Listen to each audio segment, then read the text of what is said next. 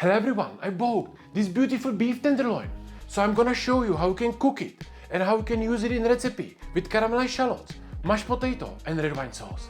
So let's do it. I have here whole tenderloin from Argentina. It has around 2 kilo and the first thing I have to do is to clean it from the silver skin and then I portion it.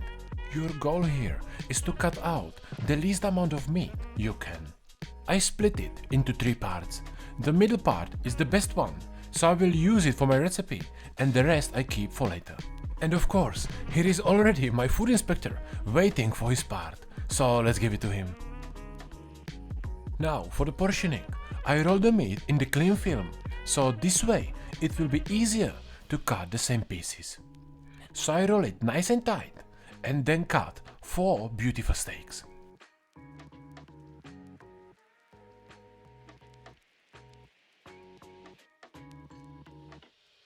I leave the cling film on the meat, so I keep this nice shape. I season it with salt and pepper, vacuum seal it with fresh rosemary, and I'm gonna cook it 57 degrees Celsius for 1 hour. So the meat is cooking, and now I can start with my mashed potato. So I peel my potatoes. You want to get some kind of starchy potatoes, not the waxy ones. Important thing is to cut them roughly to the same sizes. Then you have to start with cold water, salt, and you will cook them on medium heat until they are soft. And now it's time to start with my easy red wine sauce. So I mix red wine, rosemary, peppercorns and shallot inside a pot and I reduce it by half.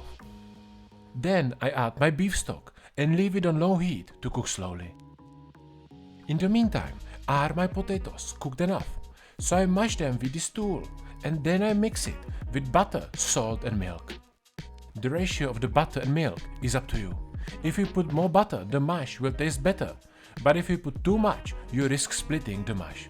For preventing split is the milk, but if you put too much milk, your mash will be too runny. And at this stage, I was not super happy with the smoothness of the mash, so I decided to strain it also through the chinois.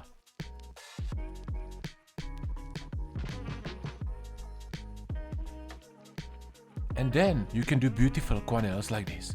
If you would like to learn how to make them, I have short tutorial on my Patreon page from video from last year. So if you're my Patreon, check that out. As my next garnish, I want to use some peas. So I just pick it for now and leave it on the side because I have to finish my sauce. So I strain it, finish it with butter and salt, and the sauce is ready for the plating.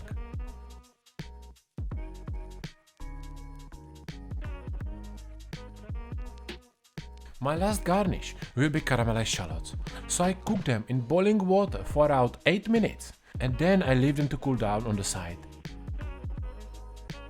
And in meantime, let's finish the meat. So I take it out from the bag. I season a bit more the sides. I peel the shallots and let's finish all together.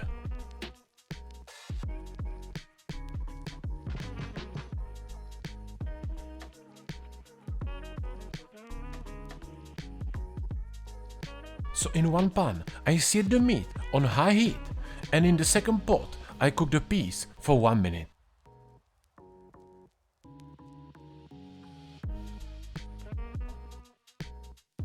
Then I strain it and season it with green oil and salt.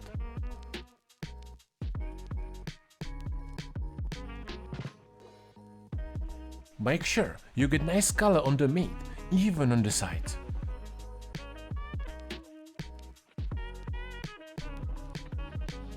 I let it to rest for few minutes and in the meantime I finish fast my shallots. So I start with oil and sugar and I caramelize shallots nicely in.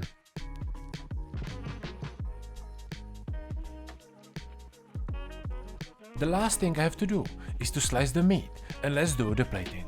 Of course you can leave the meat in one piece, but for my plating today I decided to slice it. So I start with my beautifully cooked beef.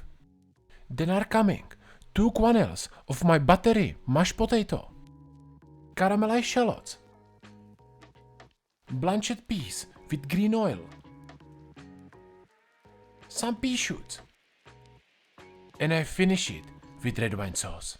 So how do you like it? Let me know in the comments. And if you would like to learn fine cooking from me personally, check out my website and apply for my one-on-one coaching, and I will personally help you to move your home cooking to the next level. And if you want to get another inspiration for beef tenderloin, check out this video and learn how you can cook it with butternut squash and blueberries. Thank you for watching, and I see you soon.